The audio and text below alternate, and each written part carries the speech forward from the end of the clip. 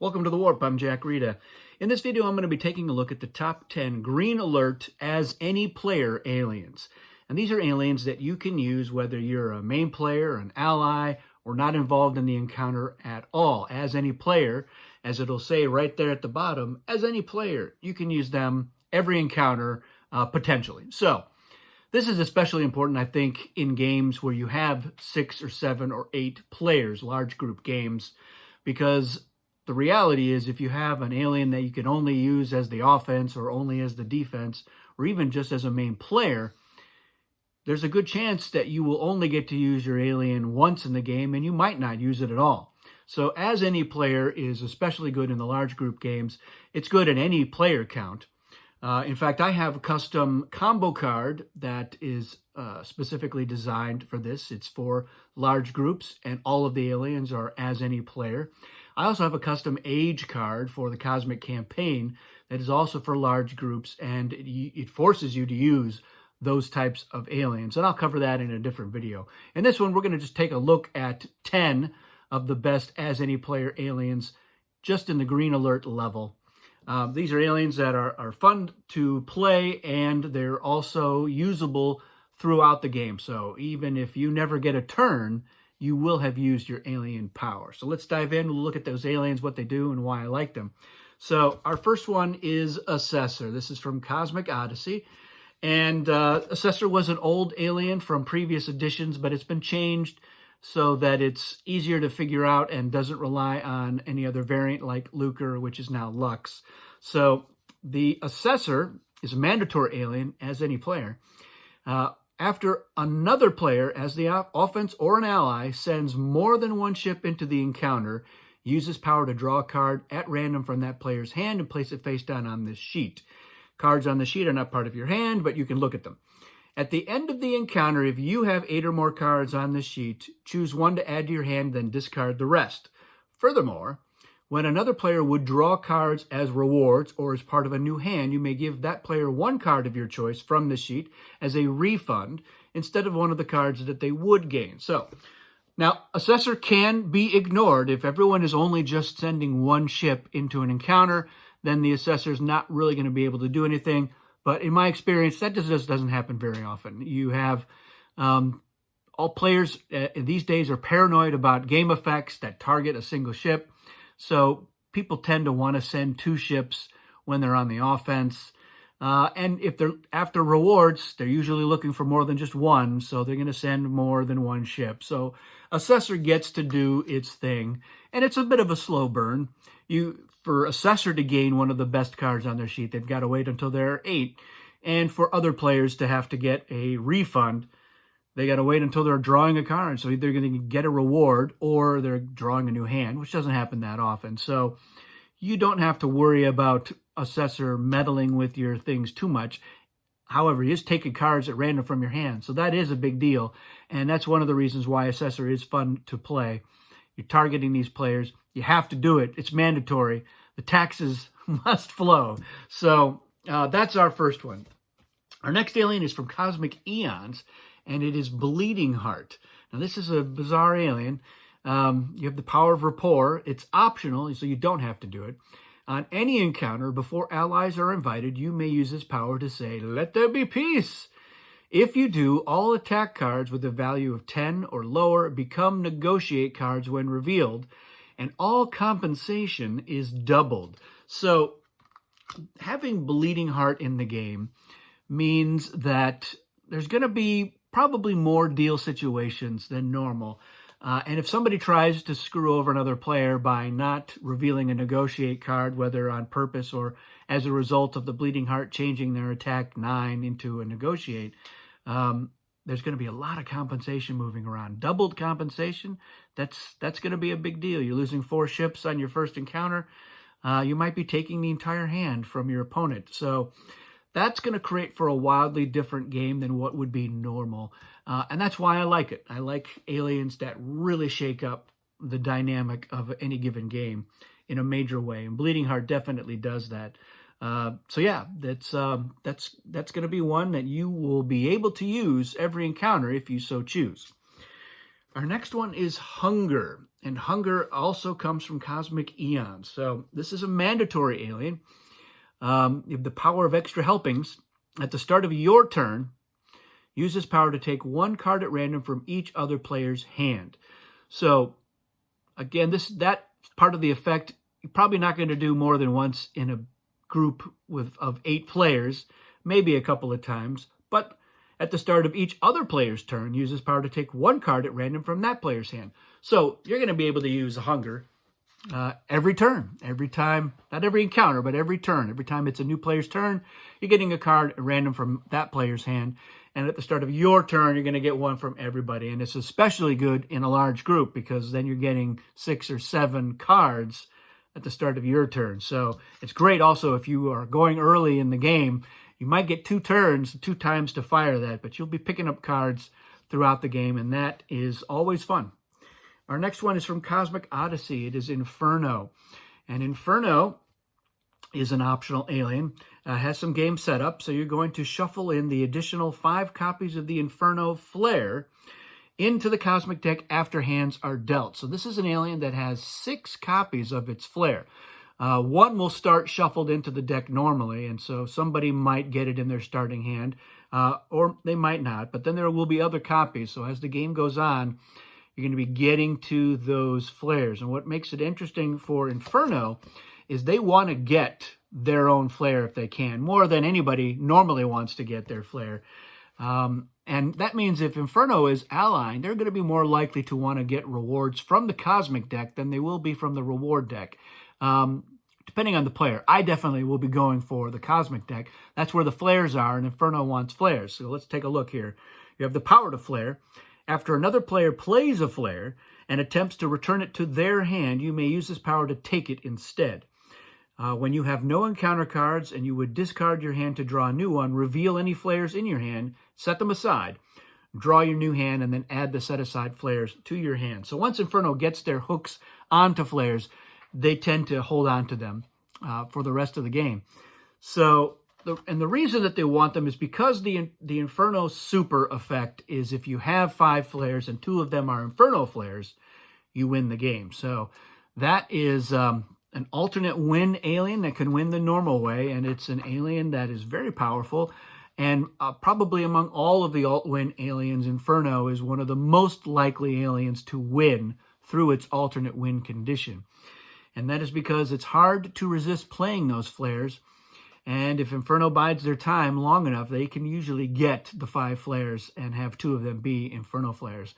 And that is exacerbated by the fact that the Inferno wild effect is so powerful, it's really hard for players not to play it. It will almost certainly guarantee them the win of an encounter when they play it.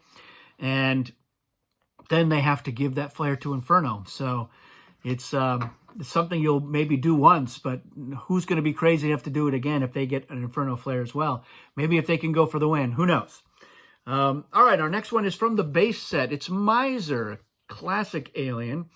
And this is an alien that just has 2 hands of cards. So in terms of, do I get to use my power? Yeah, you're going to have 2 hands. At the start of the game, you're dealt 2 separate 8-card hands.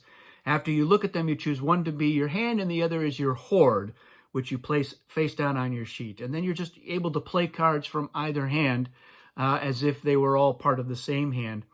And then if you run out of encounter cards in your horde, you're able to draw a new one. So it's just good to have extra cards. 16 cards at the start of the game. Who doesn't like that? All right, from Cosmic Eons, here is Multitude. Now, Multitude is a bizarro alien, and as you can see, it's got this little extra bit of business around the side. So let's take a look about that. Is the power of exponentiation. Whenever there are no cosmic tokens on this sheet, place one on the X1, the ×1 exponential growth factor. That's your first one here. And that little bit of text there allowed us to make this alien not a game setup alien, which was something right around the times of Cosmic Dominion. Bill Martins and I were talking about ways that we could turn aliens that would normally have game setup text into aliens that didn't need game setup text, so that they could show up in the middle of a game. And there were a couple of examples of that and it's a model that we've tried to continue wherever possible.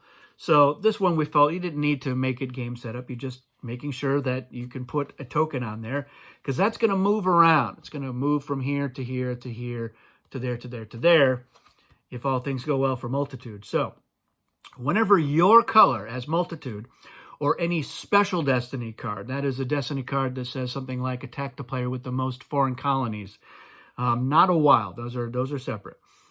Your color or any special Destiny card is drawn from Destiny, uses power to double your exponential growth factor by moving your token from the ×1 to the ×2, or from the ×2 to the ×4, etc., etc.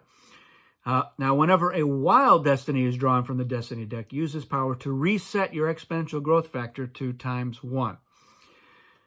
What does it do? Well, glad you asked. As a main player or ally, the value of each of your ships participating in the encounter is multiplied by your exponential growth factor when counting toward your side's total in an encounter. So when it's on the ×1, each of your ships is worth 1, each of your ships is worth 2, 4, blah, blah, blah, blah. And the effect of actually adding that in there, that's going to be something that it's only going to apply when you're a main player or you're an ally in an encounter. But even in a large group, that's going to come up fairly regularly. I think you're going to expect to be an ally. People are going to ask you to ally when you've got, ×8, ×16, or whatever. And what's interesting about Multitude is that when you're in a game with more players, the wild cards are going to come up less frequently. So that's something that doesn't really scale. The alien gets more powerful the more players there are in the game, because all of the extra player colors are going to spread out the frequency of the 2 wild cards that reset you back to ×1. Now, you might be at ×1 or at ×2 for a long time because it takes longer for your color or a special Destiny to come up. But it's going to come up, and before you know it, you're going to be, at ×8. I've seen Multitude get to ×32 once in all the games that I've played with it in, and it was bananas, as you can imagine. And it was maybe for 2 encounters, and then it reset back to ×1. But even when you're just partial of the way up there, it's a pretty powerful effect. All right, from Cosmic Alliance we have Pygmy. So Pygmy is an alien that has some game setup text. So let's take a look at that. To play Pygmy, you're going to need to have an unused player color, because you're going to use the 5 planets of that player color, and you're going to add them to the 5 planets in your system. You're going to place 2 of your ships on each of your home planets, and your player color is whatever color your ships are. The other color planet won't matter. So you have the power of half.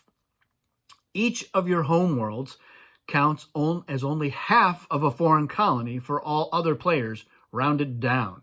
That means if somebody has a colony on one of your planets, they have no colonies. Their score does not advance. They would have to get 2 colonies in your system in order for it to count as 1 foreign colony. And there can never be more than 4 ships on any of your planets, counting yours. When determining landing order, you're going to use the timing rules. That means if a player attacks you and they've brought a bunch of allies and everyone has their ships, well, the offense is going to land their ships first, and then it's going to go clockwise. So if the offense brings 3 ships, the first ally clockwise will be able to land 1 ship, and everybody else has to go home. They have to go home to their other colonies. So your power cannot be zapped, lost, stolen, or copied through any means. So the reason I like this is because it actually helps out with hand management. You're only risking 2 ships anytime you're the defense, and so you can throw those cards away. You're better at making deals, because as soon as somebody gets 1 colony on there, it's not worth anything. So you have to maybe make a deal in order to get a 2nd colony on one of your planets, so that that player can finally have a foreign colony to add to their score. So I enjoy Pygmy. I love playing it. And in terms of will you get to use your power throughout the game, yes, I mean, it's definitely one of the more passive aliens in this set of 10. It barely made the cut in terms of as any player, but I love the visual of having the 10 planets out there and the dread that players have, hoping that they don't flip your color. Nobody wants to attack Pygmy. It's just such a bummer when they have to go in there knowing they're not getting a whole lot out of it. And in a large player count, your color's not going to come up that often, which means if somebody's got one colony on there, they could be waiting 5, 6 encounters before they even have another chance to get a colony in your system. So that's what I like about Pygmy. Plus, if they didn't ally with the offense the first time your color came up, they're even less likely to want to ally with the offense the second time, because now it's mid-game and they don't have any colonies in there. So that's why I like it. Sort of a bizarre companion to this from Cosmic Incursion is Symbiote. So for this one, you will also need a second player color, but you will only need it for the ships. So you could have both of these aliens in the game. I'm using Green's planets and I'm using Green's ships. So you're going to take them and you're going to stack the extra ships on your home planets at the start of the game. And then basically your alien power is you have 40 ships. So you have twice as many ships as normal. Your power cannot be zapped, stolen, lost, or copied. That's all there is to it. So as Symbiote, you can always ally with 4 ships. You can always send 4 ships along. Of course, if Assessor's in the game, that's not going to be good times for you, but maybe you're using Assessor to strip the lame cards out of your hand. Let's try to look at the silver lining of that situation. But yeah, you can ally with a little more reckless abandon, knowing I've got the ship resources to spare. If they're also in a game with tech or evolution, Symbiote loves those games because it's nothing for them to put those ships out there and to research or to do whatever. They've got that resource, so take advantage of it. All right, from the base set, we have Vultch. Vultch is a great alien to have in a high player count game because whenever any other player discards an artifact, whether they've played it or not, use this power to add the artifact to your hand. Any artifacts that you play are discarded normally and cannot be salvaged. And then, like Inferno, if you draw a new hand, you keep your old artifacts after revealing them, then draw 8 new cards in addition to the artifacts. So, Vultch, you're going to be picking up artifacts all throughout the game. The more players you have in the game, the more of the cosmic deck is in somebody's hand just to start the game with. That means there's more artifacts, and when people have artifacts, they like to play them. And that's the reality. You don't know how long you're going to have those cards, so you're looking for chances to play Cosmic Zaps and Card Zaps and Quash and Force Field.